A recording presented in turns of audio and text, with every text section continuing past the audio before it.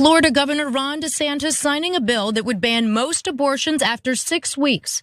DeSantis quietly signing the law just after 11 p.m., posting only this photo on Twitter. It's very, very scary that we have someone who is a contender for commander-in-chief who is not willing to take a stand for women, for the health of women. As we all know, abortion is not health care, and unrestricted abortion is very, very dangerous.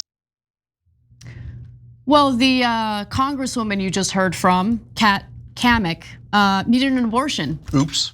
In the state of Florida, where they've effectively banned abortion. Oops. Now, the abortion ban takes effect after 6 weeks of conception. And in this case, she had an ectopic pregnancy that put her life in danger. And so she goes to the hospital. They realize she has that ectopic pregnancy. There's no heartbeat. This is not a viable pregnancy, and her life is in danger. But the abortion ban makes things real complicated in the great state of Florida. So let's give you the details. Now, at one point she had two options, okay? The first option was to undergo the surgery to remove the embryo, but risk losing her uterus, or get a shot of, it's called methotrexate, which blocks the flow of folic acid to the embryo.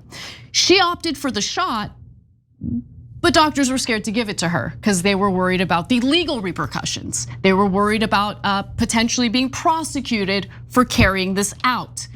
Now, the ban went into effect, by the way, in May of 2024.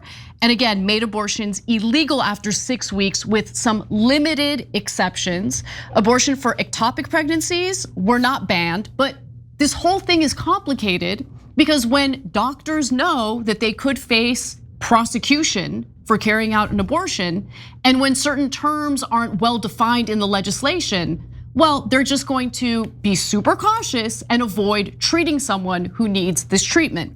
So concern about the law's wording made doctors hesitant. Cammack said doctors and nurses who saw her said they were worried about losing their licenses or going to jail if they gave her drugs to end the pregnancy. And even though she was pleading her case, the staff resisted, she said, even though doctors earlier that day estimated that she was just 5 weeks pregnant. There was no heartbeat and her life was at risk. She pulled up the state law on her phone for hospital workers to read. She said she called the governor's office late at night for help, but no one picked up. Good. Now, after much argument and convincing, doctors finally agreed to give her the medication that she wanted in order to end this ectopic pregnancy. But again, she didn't attack the abortion laws in the state. She didn't attack the right wing or Republicans in the state for passing an effective abortion ban. Cenk, she decided to attack Democrats. Of course, because logic not required. Right.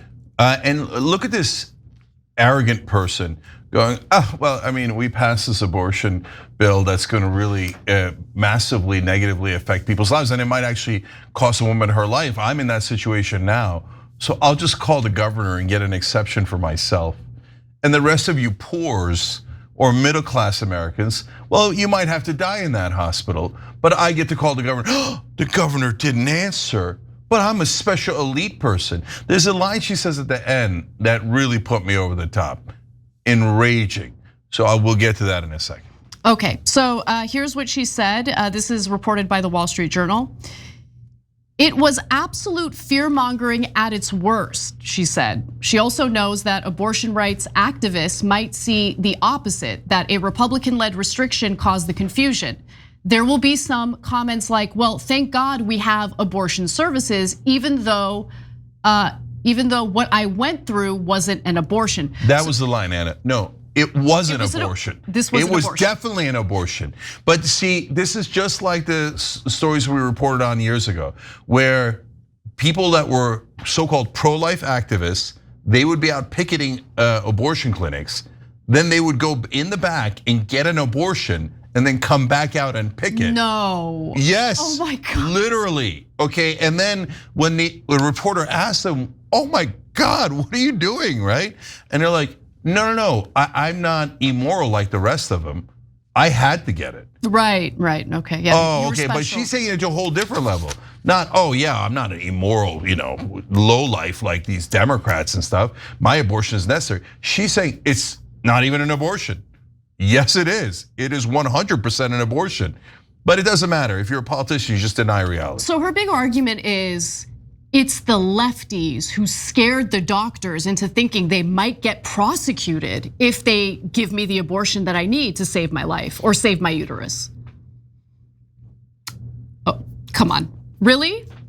By the way, by the way, I mean, first off, like if I know people in Florida, I know women in Florida, I have family in Florida, and they've dealt with this.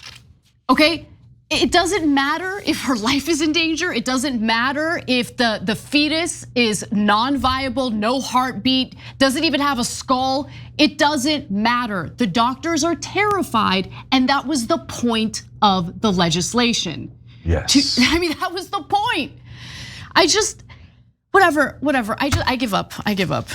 What's amazing to me is like the entitlement, right? And the special case. I'm a special case. I'm entitled to the health care that I'm cheering on in denying other women. Because there's plenty of, can you imagine? She called the governor's office late at night, okay? Late at night. Having legal abortion means not having to debase yourself by hitting up a man in the middle of the night to beg him to allow you to get an abortion. That's a great point, Anna. And so, no, the doctors were worried because you would have them arrested if you said they did something wrong. Oh, it was the 5th week, but you know what? If I counted from the time that you guys were playing hanky-panky, maybe it's the 6th week. You're looking for an excuse to put doctors in prison so they won't do any abortions. But all of a sudden, when your ass needs one, you're like, oh no, please do it, please do it. She's begging the doctors to do an abortion. Right. She's calling the Republican governor to get him to authorize an abortion. Yep. All the meanwhile, saying, oh no, we're such lovely moral people. And I don't know why the doctors would be nervous. And okay, even in a best case scenario, let's say the doctors know that it's for sure 5 weeks and not 6 weeks, right? By the way, you definitely can't be sure, okay? And that's why they're nervous. But okay, if it's in the 6th week, you would literally have them arrested. Literally, the law you passed. And then you think it's the Democrats' fault that they're nervous? Now these politicians have no bounds of decency. So that's why when mainstream media like sucks up to them, I'm like, these people are not the best of us. They're the worst of us. You should stop treating them with respect. They've earned none of it. Yeah. So yeah, no, cry me a river about how you got an abortion, but you didn't get it as expeditiously and efficiently as you wanted, as you're preventing other women in similar situations from getting the help they need, and some of them might die because of your heinous, disgusting law. By the way, guys, look, we're now kind of famous or infamous for being open to Republican voters. And so if you're a voter in Florida, you Democrat or Republican, understand among the politicians, it is the Republicans who are making abortion illegal. It is the ones that are endangering the lives of women and taking their freedom away. And they're having a big government thug come between you and your doctor. And the government tyranny is taking your most essential freedom away from you, your freedom to control your own body. So if you vote for a Republican in Florida, that is what you're voting for. That's a stone cold fact. There are other things you're voting for, and we could have those debates. But you're for sure saying, take away my rights, I don't want them. And if I have a miscarriage, then maybe you arrest me or my doctor. If I have this type of pregnancy that's gonna get me killed, but it's in the 6th or 7th week instead of the 5th week, you should arrest my doctor, make sure that he doesn't do it, and then maybe I die. But hey, it's okay because a Republican politician can call the governor and then pretend later that it wasn't an abortion. All right, I just want to end the show by saying, if you haven't considered it before, I would like you to consider joining the boycott and divest movement. our lawmakers, our politicians, our presidents, regardless of which side they represent, don't care about you. They don't care about the people of Gaza. They don't care about innocent children. The only way that you can spur change in this disgusting paradigm that we're stuck in, where our resources are funneled toward a genocide and we're supposed to shut up and take it, only way you can change it is through the boycott, divest movement. I used to be against it. I thought it was unfair to Israeli civilians, but this needs to change. I'm gonna be part of this movement now. I hope that you'll join me. It's the only path I see to move forward. Obviously, I mean, that's the only thing we could do to try to affect the genocide just a little bit. I mean, why would you want to give your money to the government of Israel or to anything going on in Israel? And it's not unfair to the civilians. The civilians should vote out their government and create a two-state solution where Israel would be a safe Jewish haven, but that didn't constantly invade their neighbors and try to steal their land.